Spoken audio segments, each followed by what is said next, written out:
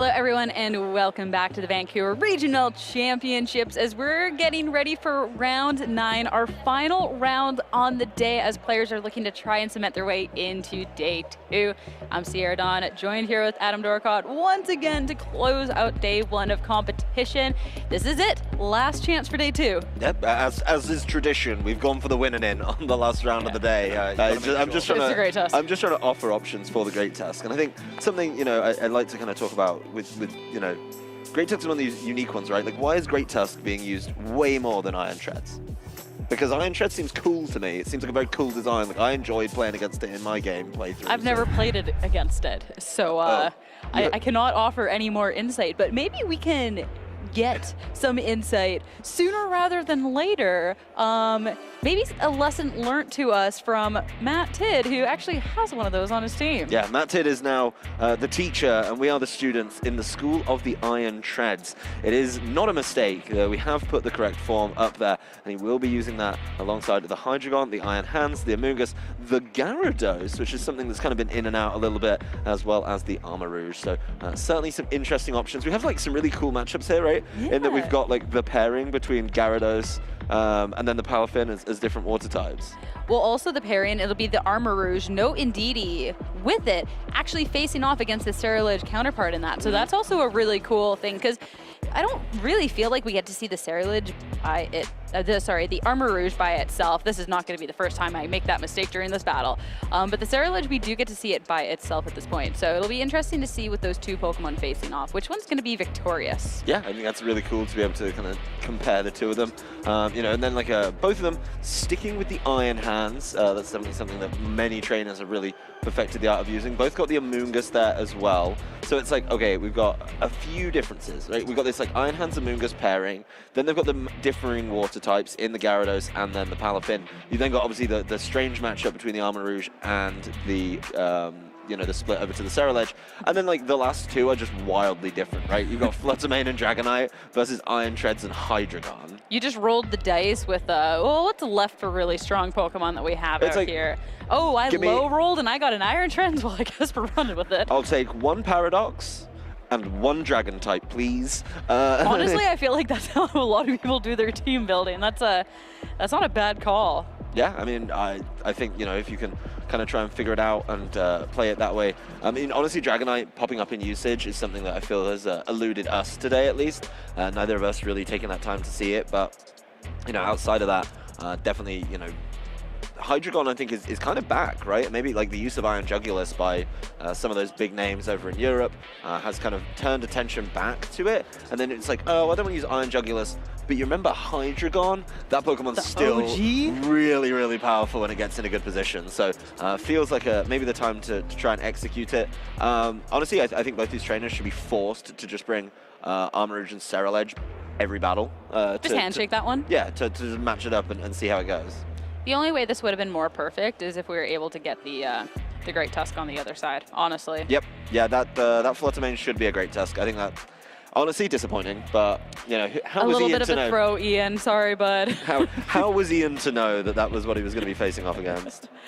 I mean, I am excited to see the run back at the Ceruledge, though, coming out on Ian's end, because we got to see in just the round 8 match was that the Ceruledge can do a bunch of damage, so that's such a good Pokemon to have by itself, and considering the lone Armarouge on the other side should be really interesting, so I am here for that.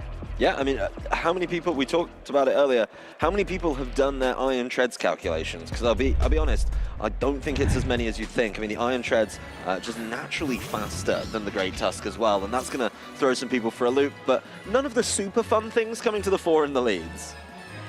No, maybe in the back, maybe for a different time. It'll be the Iron Hands, Fluttermane going up against the Armarouge and Amoonguss. And to be fair, though, we say none of the fun things. I still think this concept of the Armarouge without Indeedee is pretty interesting, because that's a Pokemon, I mean, it's one half the Psy Spam core.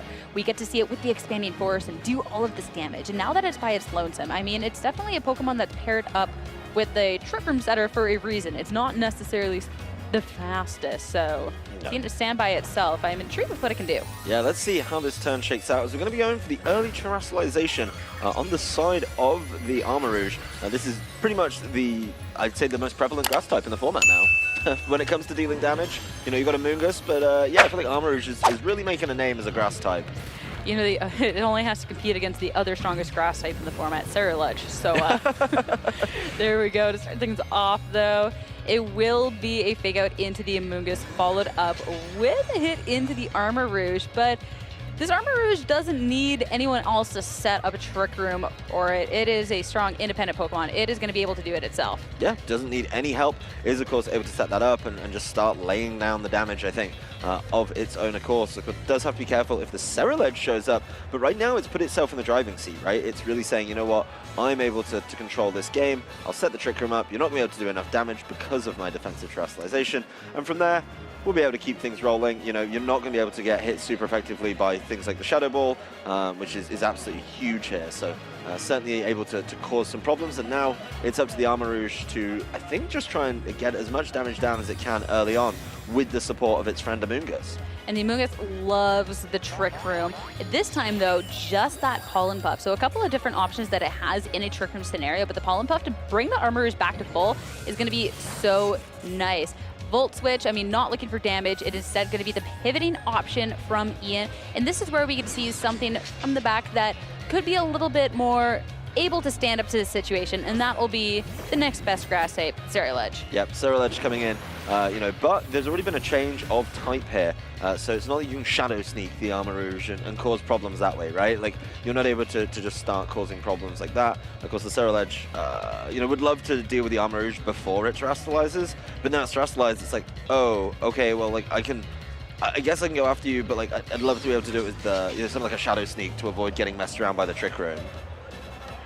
Point two. It's actually interesting because all the jokes about the Scarlet being the next best grass type, it's actually going to be Steel Terrestrialization on Ian's end for the Scarlet. So same kind of concept with the fact that, well, it can't get hit by a fire attack thanks to the Flash Fire ability. But that could be pretty interesting with the fact that there is the Amoonguss over on Tid's end. Yeah, I think the Amoonguss, you know, can start causing problems for it, right? And, like, it's Amoonguss in Trick Room. Let's not forget that. Like, being able to go for the Pollen Puff first just feels really good. So, yeah, there's the confirmation that it's that Steel Terror. We definitely weren't lying here. But, you know, now it can just get Spored. And, yeah, that's a really big problem for this Scarlet, because the Scarlet wants to land that Bitter Blade into the Armarouge. It's not going to be allowed to do that right now, which is a big problem. Yeah, just a you know, a little bit of an issue. But the Psychic, though, going to be just starting to deal some damage into the Flutter Mane, considering there was the Protect last turn around, so it can go ahead and go for the attack this turn. It'll be the Moonblast into the Armarouge, bring it yet again back under half. Yep, and we're just kind of keeping things low, but what can Amoonguss do? Oh yeah, Amoonguss can, of course, just make sure it heals it up with the Pollen Puff at the beginning of the turn, and I think without the big damage coming through from the Bitter Blade, then we're going to be in a definitely kind of sticky situation going on to the next couple of turns. So we're definitely playing a slower game. We're definitely letting Trick Room kind of take its time and cause problems this game, as now, you know, we've already gone through, this is, I believe, the third turn of Trick Room, as it's been, yeah, it's been Pollen Puff, Spore, Pollen Puff, and let's see if the Armor Cannon is able to do the work that it needs to. It's able to get the knockout on the Flutter Mane. Yep, Flutter Mane down, and now will be the question of whether the Scarlet is going to be sleeping for another turn. Did already take its mandatory turn of sleep. So there is the potential to wake up at any moment. It's just not going to be this moment. Yeah, and if it wakes up and lands the Bitter Blade, this game is completely thrown open. But the Scarlet is just comfortably asleep for this turn and is going to be able to suffer a little bit there. Of course, the Flash Fire is going to make sure that it doesn't get completely taken out super easily. But, you know, I think it's definitely kind of an early advantage in the favor of Matt Tid. I think as soon as this Trick Room's over as well, you know, that's when the game is definitely a little bit more open, because right now, this Amoonguss is keeping the game on lock. It's getting Pollen Puffs into the Armarouge. The Armarouge is staying healthy and able to, you know, throw out big attacks. But then on the other side, it's like, okay, well, if you bring something in that can't stop me, I will just Spore you and put you to sleep. So, yeah, one option for Ian here is going to be that Amoonguss, which you can't put to sleep. So he's now able to play the game a little bit differently. But Amoonguss does not appreciate Psychics. it doesn't appreciate Psychics. I also not really quite sure how much it appreciates this board state. I mean, the Pollen Puff can heal up your own Ceruledge. I guess it also will do super effective damage into this Armor Rouge since it is the grass type, but you can't Spore anything. You can't Rage Powder anything. And if you're just protecting, what was the point? So it's definitely in a lot different of a situation than the Amoonguss over on Tid's end, despite the fact that it is a Pokemon that can normally take advantage of the Trick Room as well. Tid, though, just going to take this chance to swap out, bringing the Iron Hands in, bringing in a new Pokemon, as well as the capability to go for a Fake Out next turn. It's Ian just looking to keep that Amoonguss safe. Yep, get that Amoonguss safe for a little bit. Make sure it doesn't get hit by this monstrous Armor Cannon coming out on the side of the Armor Rouge. And see if your Ceruledge can wake up. It is going to on this turn, so let's see if it can fire back. Oh, it's going to weave in a Bulk Up. I quite like that, actually. Yeah, a good opportunity to get the attack up and the defense, and considering the Pokemon over on the other end, this could be really interesting, especially too since there is that opportunity to, when you do go for the Bitter Blade, you'll be able to do a bit more damage as long as it's not into the Armor Rouge, but you'll be able to heal up thanks and have that defense boost. So really interesting move. Yeah, I like the Ceruledge build. I actually think a number of people I've spoken to have said that, you know, it's something to look at. You know, I know some Ceruledge aficionados who really rate the option. So let's see how things go. Now the Trick Room's over as well. I mean, is the Armor Rouge going to go for Trick Room 2? That feels a little bit greedy to me, but it could be important to setting up this late game as well. You've got to be careful setting up a Trick Room when you're facing down an opposing Amoonguss as well, you know, and just cause problems that way. So Amoonguss leaving the field, I think, you know, he's really relying once again on this Ceruledge to just get easy one-hit knockouts. See, my answer to the Trick Room thing is like, what's really stopping you at this point? Ceruledge just going to protect as Amoonguss leaves the field and the Iron Hand coming in. The Armor Cannon into that slot. I mean, it's going to be doing significantly less than it would have if the Amoonguss had stayed in place. Now, Volt Switch coming out will be a chance to just get the Iron Hands over on Tid's end, gone, and bring, you know, actually his own Amoonguss back in. Yeah, I mean, he's got the choice of Amoonguss or Gyarados. That does mean, of course, that we're not getting any Iron Treads this game, so I'm feeling a little bit calmed here. But I'll let that... Iron Treads? Yeah, I was told there was an Iron Treads on the team. Why am I not seeing it? But alas, you know, we do get confirmation that the Amoonguss is the Pokemon coming back in. And really right now, it's like, you know, the Armor Rouge might have to start considering setting up the Trick Room. I think it has to at some point, right? Because otherwise, Ceruledge is faster than Armor Rouge. And, you know, there is a world where the Ceruledge can just hit you with a Bitter Blade, which after the drops that you're getting from all these Armor Cannons, if you get hit with the Bitter Blade, that is going to hurt, and that is going to be like a knockout level of hurt. So you have to be concerned about it. Oh yeah, Armor Rouge Flash Fire. Yeah, we're good. We don't. That's the weird thing about this Armor Rouge and Ceruledge, because theoretically, both of them are now weak to the other. But then when you look at the ability, like, wait a second, this is why these Terrasalizations are just so good. A Pokemon that can get hit, however, it will be that Amoonguss, and that is going to be a clean KO at this point, considering there was the attack boost with that Bitter Blade, and that will be the Ceruledge able to heal back up. But with all that going down, the Amoonguss won't be able to take advantage of the Trick Room anymore, but that Armor Rouge sure can. Yeah, the Armor Rouge definitely can. What does concern me a little bit here, though, is like, you really need to win the game with this duo, I think. Because if you bring Gyarados in front of an Iron Hands in a Trick Room, I can see that going one way. It's not a great direction for the Gyarados. So a lot of pressure on this duo right now. Definitely interesting that they can't really hit each other with the moves they need to hit each other with. You know, the Flash Fire is something that just causes a conundrum, so they're limited to like bad moves against each other, which is weird. Or suboptimal moves at least, like not their signature moves. So it's certainly something a little bit difficult. This Gyarados, yes, is going to be able to land the Intimidate, but really needs to make sure it does not get hit by this this Iron Hands.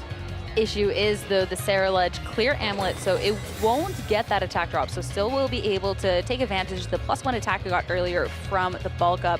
And with the Protect, is not going to get hit with the close combat coming out from the Iron Hands either.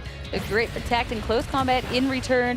it's definitely a move that is going to fare a lot better into the Gyarados from Tid's end, as opposed to something like a Volt Switch or a Wild Charge. Yeah, I mean, not calling that does give a little bit of wiggle room over to the side of Matt Tid.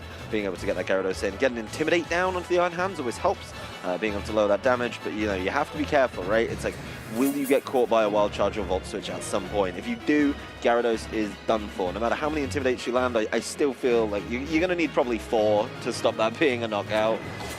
Yeah, it's the map is not great on that one. Basically, Electric Kite moves is just danger for Gyarados, and that's about where that calc ends on that. But it will be just swapping back out as both trainers going for a pivot as Amoonguss over on Ian's Ed and Armarouge making a reappearance over for Tid.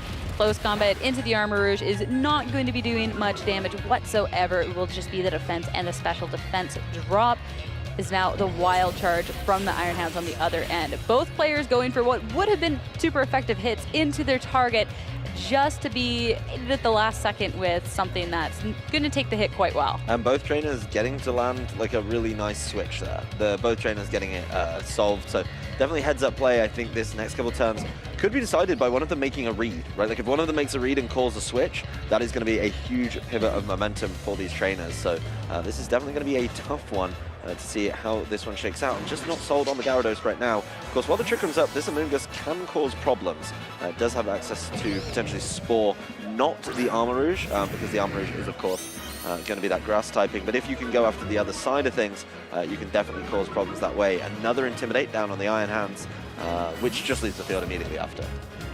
It's just non-stop, like, it's like a little bit of a chess match between these two, just constantly pivoting. Amoonguss, though, no Spore to be seen, nothing to be seen except for that Protect.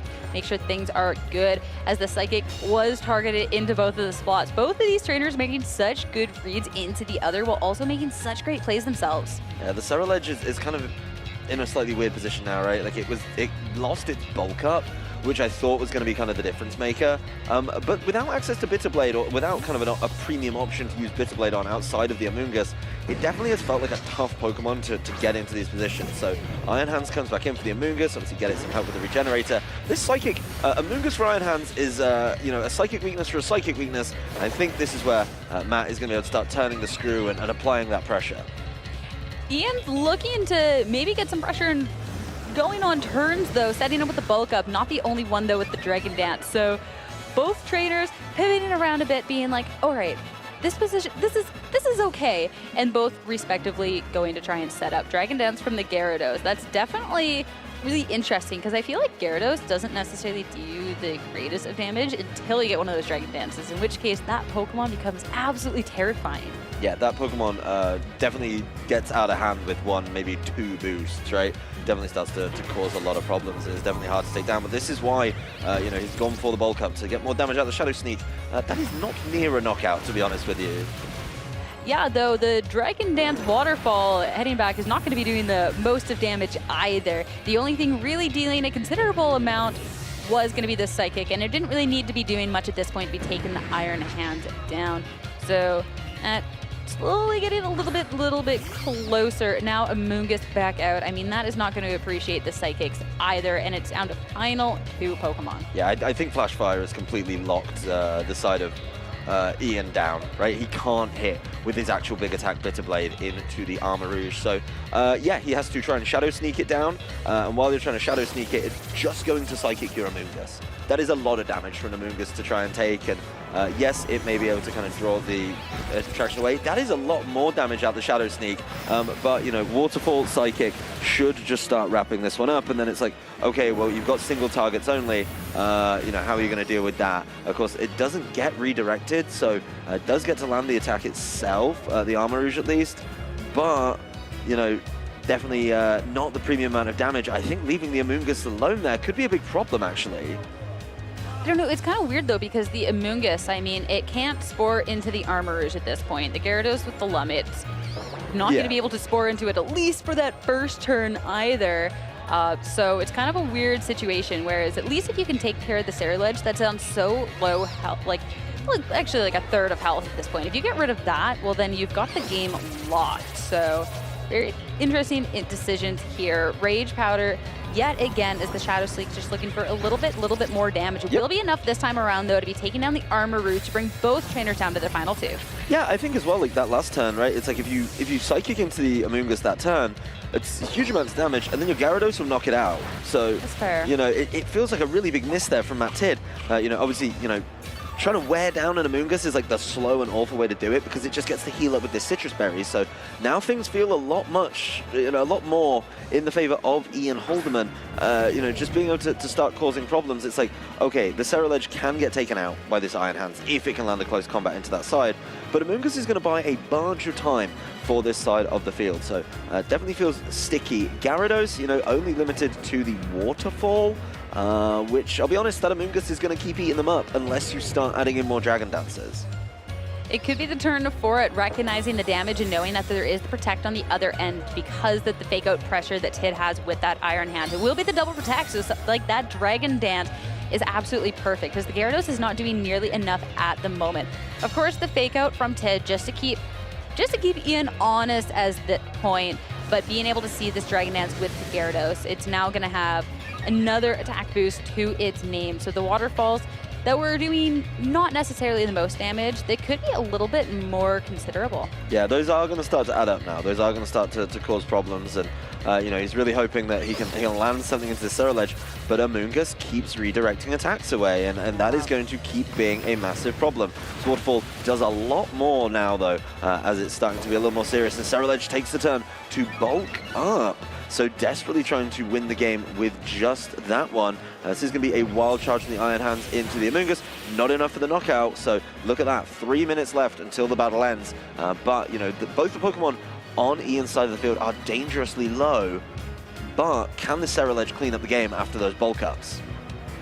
That's the thing, though, but this point, the Amoonguss is so low. The Ceruledge protecting through this turn, but unless there's the one from the Amoonguss as well, it is going to be going down. No Protect means the Waterfall is going to be doing enough damage that if this were to go to time at any point in the world, it would be able to take with the 2-1-2 advantage, but the Protect this turn, Tidd should be able to follow up on the next turn to take down Ian's final Pokemon. Yeah, I think this is really going to be the easy wrap-up. Waterfall into the Ceruledge.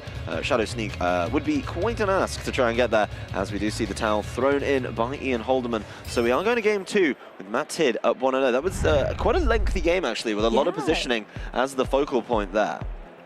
Close to wrapping up our day as our first game goes to time. These players said no.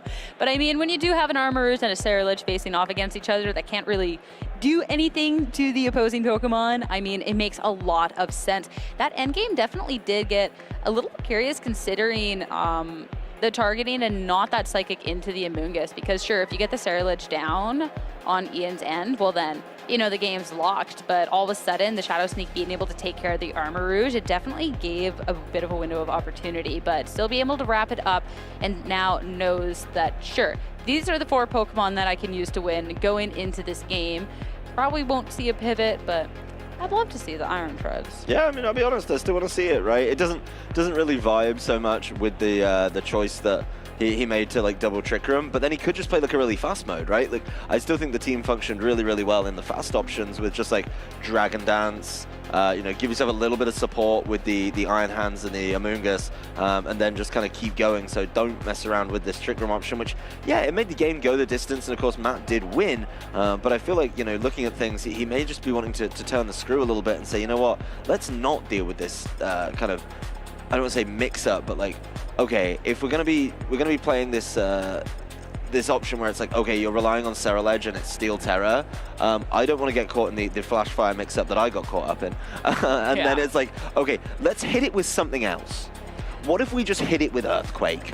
Well, that's the thing, too. That's why seeing something like the Grass Terrestrialization on something like the Ceruledge is so nice, because then, you know, Earthquake's not really going to do too much. But seeing that Steel instead, you're opening up a weakness that your Ceruledge would have had in the first place without Terrestrializing. So definitely where that makes that difference. Heading into Game 2, already an adjustment, though. The Dragonite coming out from Ian, but here it is. It is the Iron Treads and the Hydreigon out from Ted. Yeah, this is actually kind of the pairing we pulled up in Team Preview, right? It's like, okay, well, we've got this, a Paradox and then a Dragon type. Usually it'd be Great Tusk, so we'd be having those ancient Paradoxes, but no, it's Iron Treads, it's the modern version, its speed is up. I'm going to be honest, anything that's based off or similar to a Donphan moving at top speed is absolutely terrifying. So is this Pokemon, though. Do you see the angry eyes on this Iron Treads? It's not a Pokemon I really get to see too much. I got Pokemon Scarlet, so it's the only time I've actually really looked at it. I played Violet, and I was like, what is going on here?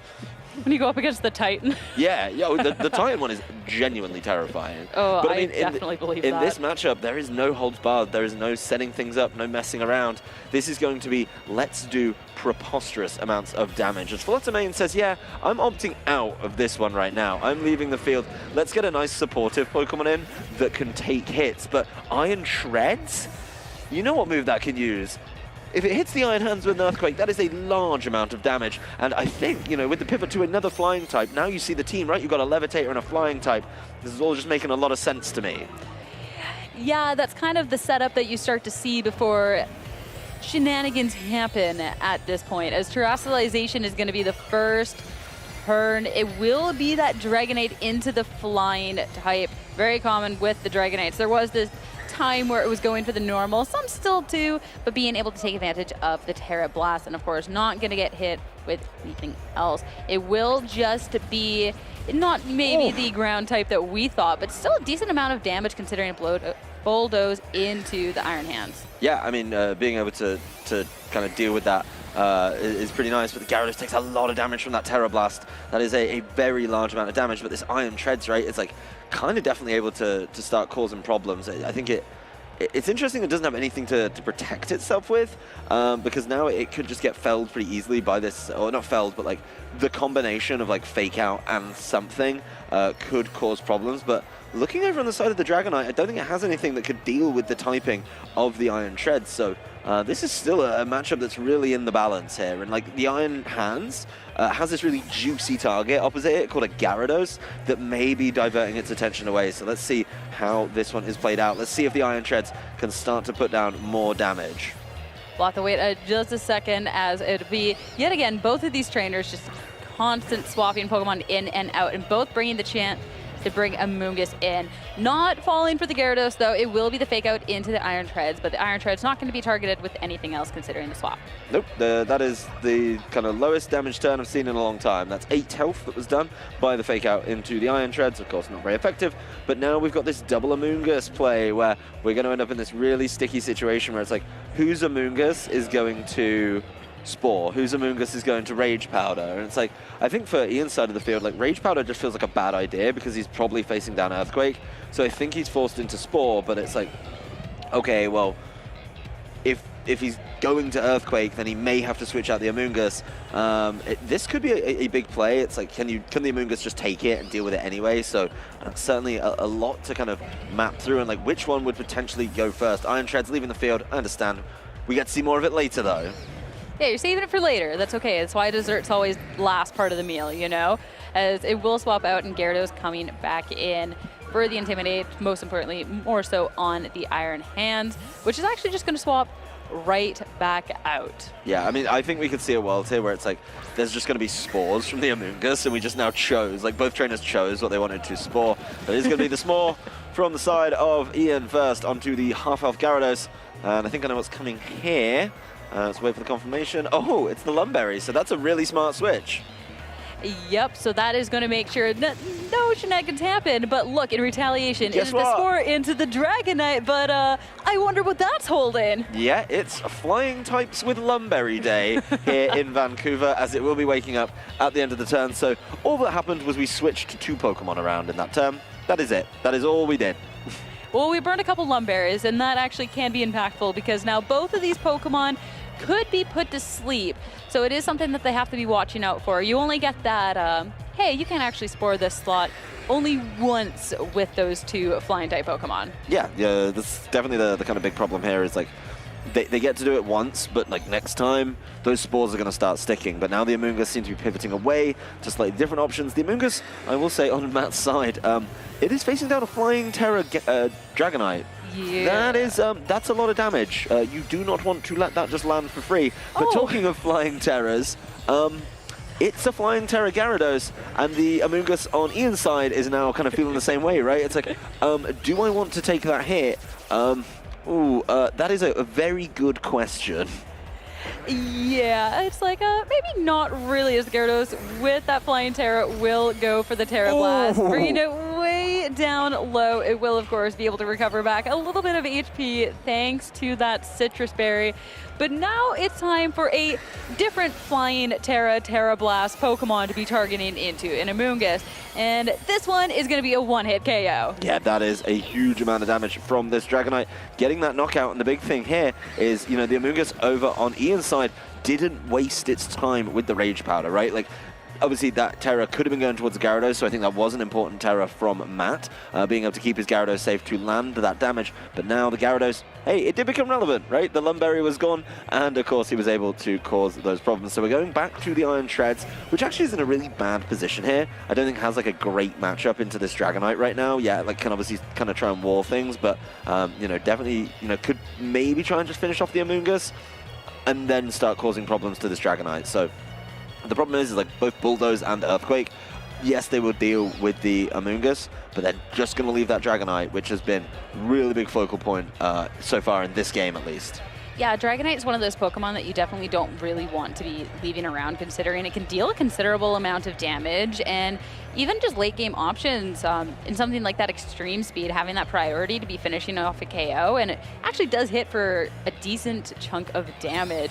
The Amoonguss is going to be one preserving, though, over on Ian's end with the Protect this time around, and with the Iron Tents going for Earthquake, the Amoonguss was the only eligible target with all these flying types around, so it's not going to be doing anything whatsoever, and now it'll be time for the one of these Flying Terras to do something, as the Gyarados will take its turn of sleep. It will be that Terra Blast targeting down over on Tid's end into the opposing Gyarados to pick up this KO with a critical hit. Yeah, I don't think it needed it based on the damage we saw earlier, but that is a big loss for the side of Matt Tid. I mean, being able to get Spored and then easily knocked out the next turn is absolutely huge. So it's down to the final two, the two that he started the game with, the lead, Iron Treads and Hydreigon together. But honestly, if you need some Pokemon to clean up a game, these two feel pretty good at being able to complete that option. You've obviously got the synergy, being able to Earthquake freely as well. Definitely feels like it could be a winner, but a Rage Powder here could be pretty big. I will say, Iron Treads, something that still takes me a moment to get my head around. Actually faster, right, than like, the Hydreigon. So it definitely feels a little bit strange. Obviously that you can train it a little bit differently. That could be a big factor here in what is able to knock out the Amoonguss and make sure the targeting goes right. And it is Iron Treads going first. Yeah, and that is going to be huge with this Earthquake, then being able to... it doesn't actually pick up the KO, though. So instead, it will be the Arc Balls targeting into that Amoonguss as well. Earthquake not able to quite do the job. So unable to hit into the Dragonite, will be able to fire back now with a Terra Blast, and that will be a hit into the Dragon. Now the Amoonguss is dealt with, so next turn, next time around, we can hit into the Dragonite. But now Iron Hand's making an appearance for Ian, will be able to lock down something with a fake out. Yeah, that's huge. Being able to save that Iron Hands for later is absolutely massive. And kind of, this Earthquake feels so underwhelming, right? Like, I really like that we saw the Iron Treads, but the pivot to Dragonite has been really big here because it just doesn't care about it. Yeah. You can also see why some people may not love Iron Treads. Like, yeah, it's a neutral hit, but you would have expected it to maybe get that knockout on the Amoonguss. Yeah. Like, who wouldn't have missed that? It's a great Tusk. So Garchomp. Yeah, Garchomp definitely not. We're big Garchomp fans on the desk here together.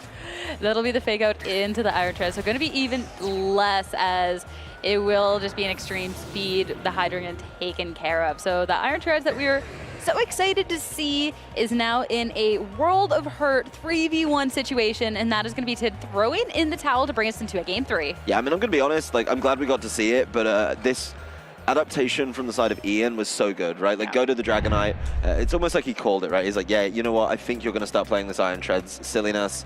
So, yeah, I'm just going to bring my flying type. You're not going to be able to Earthquake me, and we will beat you that way. So that felt like a really nice adaptation from Ian, just kind of reading a step forward. And this does mean that for both these trainers to advance comfortably, at least, into day number 2, they're going down to the equivalent of best of 1. Well, even not even just a read prediction needed for Ian's end, though, but the Dragon Knight also just fares really well into the Armor Rouge that Matt did bring into the game one. That same Armor Rouge that he did lose to, that he couldn't really hit with anything, much like the Scarlet, but being that grass type, the Dragon Knight would have been able to go for that Terra Blast into it. So it works either way. Either the Armor Rouge makes an appearance and you're going to hit a big Terra Blast into it, or the Iron Tread's going to appear, and well, the Dragon Knight's going to be great into that either. So now for Tid, this is a really weird situation because your adjustment didn't really work, but having seen that Dragon Knight adjustment, even feeling the Armor Rouge kind of feels bad to it a little bit of extent. Yeah, I mean, like, the big thing here as well is, like, can he go to the Trick Room? Because it's very simple, you know, equation. Game number 1, he used Trick Room and he won. Game number 2, he didn't use Trick Room and he lost. So it's like, do you just lean right back into it and play that game in the same way? Because I think that's got to look tempting right now. It really does. You just have to then wonder if Ian on the other end's like, well, you know, this Iron Treads didn't work, so maybe we'll see the Trick Room, so maybe we'll see what I can deal. The thing is, at least though, for Matt, saving grace is the fact that with the Covert Cloak, it will have to just be enough damage dealt in the Armor Rouge to not be able to set up that Trick Room. So Ian would have to go all in to make sure this Trick Room strategy from Tid can't go off. That's actually one of my favorite ways to stop Trick Room, is just knocking out the Trick Room setter. And actually with this team, I feel like it's a little bit easier. I'm not saying it's like super easy, right? Like, obviously knocking out the Armor Rouge wasn't super easy. That's what happened in game number 1. But at least it's like, the only thing you've really got to worry about is like the redirection from Amoonguss. That's the biggest way to keep it safe right now. It's not like some of these other teams where it's like, I mean, yes, there's also support fake out from the Iron Hands as well, but you know, you've got your own Iron Hands and you can start playing that game. So yeah, Armor Rouge Iron Hands, this could be the classic. Over a decade of seeing this, fake out and Trick Room seems to solve a lot of problems.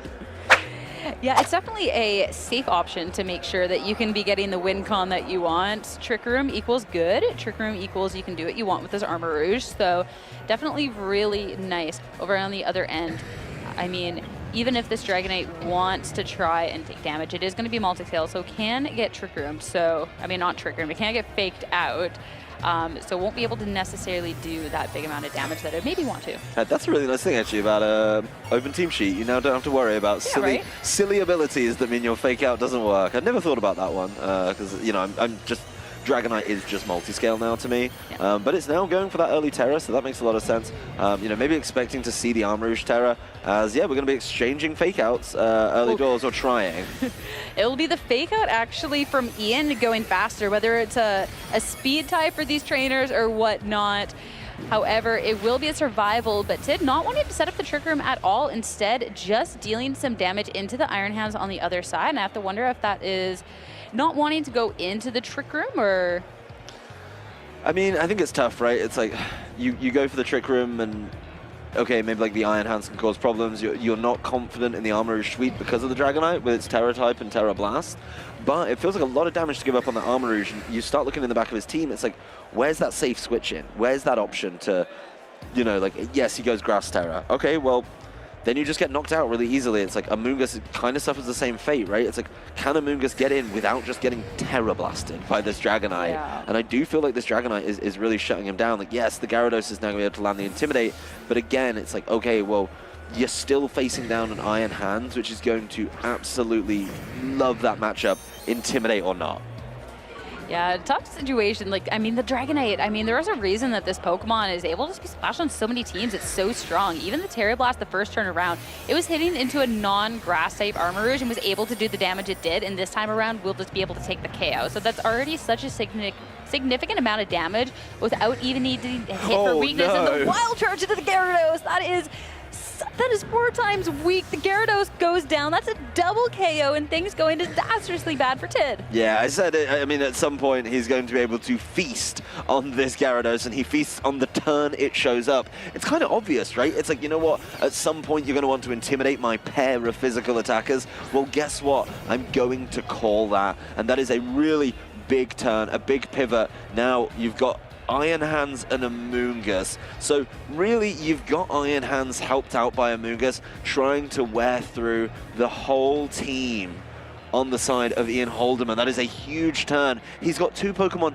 he's not even revealed yet that he will be able to try and use to win this game. So this is going to be a huge uphill struggle for Matt Tidd if he wants to be able to win this game. Keeps the Dragonite safe for a little bit longer. And yeah, hey look, we're going for an exact mirror. Hey, why not, right? As the fake out going into that slot is just going to be nothing but a little bit of chip into that Amoonguss. Close combat into the Iron Hand. Not the most significant of damage, just looking to deal a bit as Amoonguss over on Tidd's end is going to be going for the Spore into this Iron Hands. Yep, that is a definite sort of advantage here, is like the Amoonguss was already in, is able to Spore, and now you're able to start laying down damage, but neither of these Pokemon, I mean, the matchup isn't great for either of them, right? Like, they don't have super effective hits to be landing, they're just kind of trying to wiggle things through, and what's actually interesting here is, like, the Terrestrialization is still an option for the side of Matt Tidd, so he, could get this Iron Hands in a position to not get spored, but once again, like, that just turns him into a Grass type, which is the huge problem here in this game. It's like, I was just double checking, I was like, pretty sure that's Grass, and I was like, oh no, like at some point the Dragonite's in the back with Terra Blast. Yeah, the Dragonite's sitting there in its Pokeball, and it's like, oh, I'm going to have a great time whenever we enter this field. That is for sure, as it will be the Grass Terrestrialization coming out for the Iron Hand.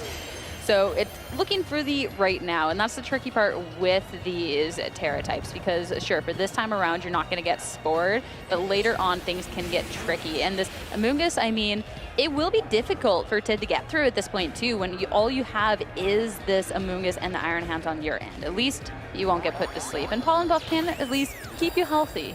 Yeah, I mean, it can keep you healthy, but at some point, you're about to answer to Dragonite, which is not looking very fun, and yeah, I mean, the game can really be slowed down. Like, Tidd could really slow this one down. Just, like, keep Pollen Puffing his own Iron Hands and use his Iron Hands to deal bits of damage.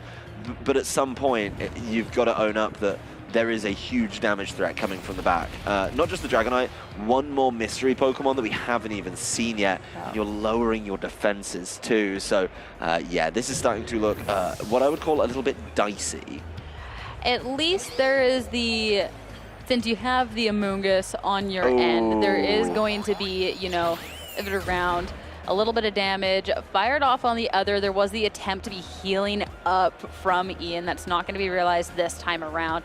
But with the Dragonite coming back out, I mean, this is something that can get redirected. So you might lose your Amoonguss for this one, but with the Flying Terrestrialization on the other end, you can deal a bunch of damage.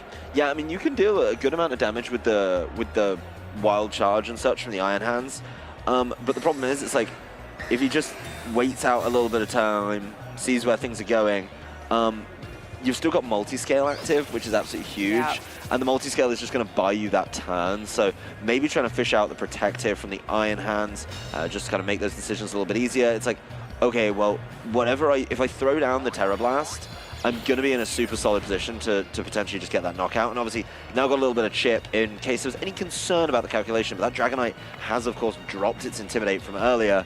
Yeah, I got a feeling that Dragonite's about to kind of turn the screw here and help Ian Holdeman just advance comfortably into day 2. But I'm willing to see if Matt has anything in the locker to try and balance this one up. Yeah, we got to see in Game 2 that the Dragonite was more than capable of faring with the Amoonguss when it was full HP, so it's definitely... This Amoonguss is not looking too fantastic in this situation, but it's still willing to stand up to the battle. We'll go ahead and go for that Rage Powder to make sure the Terra Blast won't be hitting a super effective hit into the Iron Hands, at least not this time around. So the Amoonguss is going to go down, and it's going to be just this Iron Hands up against the world in this case. I can assure you that next turn the Iron Hands is going to get caught, though. This Wild Charge is a big hit, but with the Multi-Scale is just not enough. That is absolutely essential to being able to keep this around. The Iron Hands is going to get chipped down as well, but that means, that earlier close combat is back to haunt you, as I believe this one is going to be wrapped up in this following turn, as Terra Blast will land from the Dragonite. That'll be a super effective hit with this Terra Blast hitting into the Iron Hand, and more than capable of taking this KO, as Ian Holdeman will be advancing on to day 2 with the 7-2 record. Yeah, I think this is actually quite an interesting thing to look at, right? It's like, Multi-Scale just saved the Dragonite there. Yeah. Being able to keep that Multi-Scale intact felt so good, so being able to do that was absolutely essential, but a really nice nice set of games from both of these trainers. I think being able to play through that kind of slog that we saw in game number 1, where the double flash fire was causing so many problems, completely twisting the matchup away from what it should be, right? Because it's like grass types don't get flash fire. Well, this one does, which is very strange. But outside of that, like Ian really showed, fantastic adaptation to the Dragonite. It worked really well in game 2, and it was absolutely the focal point and the linchpin in game number 3 as well. So we did get to see the Iron Treads that we were hoping for, but boy, did it feel underwhelming. Well, it was also just such a tricky situation at that point too with the Dragonite, because like even looking through Tid's team, I am looking at the options, and this Dragonite was just so difficult to deal with. I mean, when you see something like the Iron Hands available to Tid, you're like, oh, well, you just hit the, electric move into the flying Pokemon, and you take the KO, but that multi-scale, as well not being able to have the opportunity earlier on to hit into it. So it was just really smart play from Ian, and then the Dragonite just always being in such a good spot to deal with anything that Tid. I just don't really even feel like there was a chance for him to take advantage in that match. This is another one of those situations, and I know we've talked about it before, where it's like the terrestrialization giveth, but terrestrialization absolutely taketh away. And the amount of people who go, I don't want to get spored, so they grass Terra and then get punished by like a flying Terra or something else that like actually hits you super effectively, just feels like something I've seen 1 or 2 times too many to be able to ignore it anymore. And I think that's something that you got to think about. It's like, if the Terra change gets you out of this turn, does that change win you the game? Because like the amount of times where I'm like, oh no, if only you could un-Terra, we wouldn't have this problem. Like, yeah, but then at that point too, I mean, Tid just would have, like the adjustment is to not terrestrialize. Like, congratulations, you would have lost the game 2 turns sooner because you just would have been spored and taken care of that way, right? So it was like, you were just done either way at that point. You either don't go to sleep or you get KO'd by this Dragonite, and playing to the out of, well, I'm not going to get spored, at least opens up to maybe having this opportunity to hit into the Dragonite, maybe having this opportunity of, something with the Amoonguss. There's very slim chances, but I feel like it was a bit more of a chance than if the Spore was able to just shut the Iron Hands down right then and there. Yeah, I mean, also, you got to respect the Dragonite multi-scale. That's something that, you look at that Wild Charge, it's like, okay, that's just hitting straight up super effective now.